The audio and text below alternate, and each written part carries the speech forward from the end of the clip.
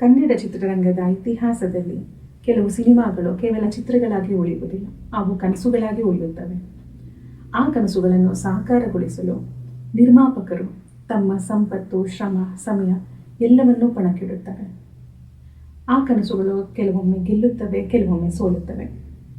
ಆದರೆ ಇತಿಹಾಸ ಮಾತ್ರ ಎಂದಿಗೂ ಮರೆಯುವುದಿಲ್ಲ. 1991ರಲ್ಲಿ ಕನ್ನಡ ಚಿತ್ರರಂಗದಲ್ಲಿ ಅಂಥದ್ದೇ ಆದ ಒಂದು ಮಹಾ ಕನಸು ಮೂಡಿತು. ಆ ಚಿತ್ರದ ಹೆಸರೇ ಶಾಂತಿ ಕ್ರಾಂತಿ. ನಿರ್ಮಾಪಕ, ನಿರ್ದೇಶನ, ಕತೆಗಾರ ಹಾಗೂ ನಾಯಕ ಈ ಎಲ್ಲ ಜವಾಬ್ದಾರಿಗಳನ್ನು ಒಂದೇ ವ್ಯಕ್ತಿ ಹೊತ್ತಿದ್ದರು. ಅವರೇ ವಿ ರವಿಚಂದ್ರನ್. ಕನ್ನಡ ಚಿತ್ರರಂಗದಲ್ಲಿ ಭವ್ಯತೆಗೆ ಹೊಸ ಅರ್ಥ ಕೊಟ್ಟ ಈ ಕಲಾವಿದ ಈ ಬಾರಿ ಭಾರತಾದ್ಯಂತ ಗಮನ ಸೆಳೆಯುವ ಚಿತ್ರ ಮಾಡುವ ಕನಸು ಕಂಡರು.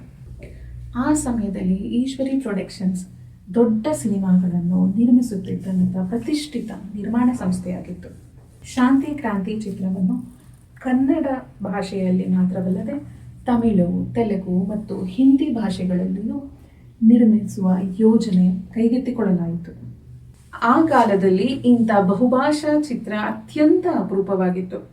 ಬಹುಭಾಷಾ ಚಿತ್ರ ಪ್ರೇಕ್ಷಕರನ್ನು ತಲುಪುವ ಅನೇಕ ದೃಶ್ಯಗಳನ್ನು ಮರು ಚಿತ್ರೀಕರಿಸಲಾಯಿತು. ಇದರಿಂದ ಚಿತ್ರದ ವೆಚ್ಚವು ಗಣನೀಯವಾಗಿ ಹೆಚ್ಚಾಯಿತು. ಚಿತ್ರದ ಪ್ರತಿಯೊಂದು ಫ್ರೇಮ್ ಶ್ರೀಮಂತವಾಗಿರಬೇಕು ಅನ್ನೋ ಒಂದೇ ಉದ್ದೇಶದಿಂದ ಆಗಿನ ಕಾಲದಲ್ಲಿ ಅತ್ಯಂತ ಆಧುನಿಕ ತಂತ್ರಜ್ಞಾನವನ್ನು ಬಳಸಲಾಯಿತು. ಆದ್ದರಿಂದ ಶಾಂತಿ ಕ್ರಾಂತಿ ಕನ್ನಡ ಚಿತ್ರರಂಗದ ಅತ್ಯಂತ ದುಬಾರಿ ಬಜೆಟ್ ಸಿನಿಮಾದಲ್ಲಿ ಒಂದಾಗಿದೆ.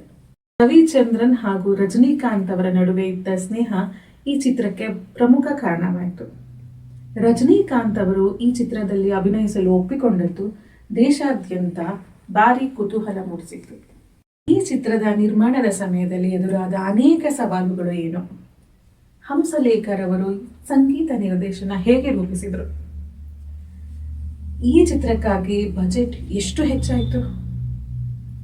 ಹಾಗಾದರೆ ಇದೆಲ್ಲ ಚಿತ್ರೀಕರಣ ನಡೆದ ನಂತರ ಈ ಸಿನಿಮಾಗಳಿಗೆ ಸವಾಲುಗಳು ಎದುರಾಗಿದ್ದಾದರೂ ಏನು ತಿಳಿದುಕೊಳ್ಳೋಣ ಮುಂದಿನ ಭಾಗದಲ್ಲಿ.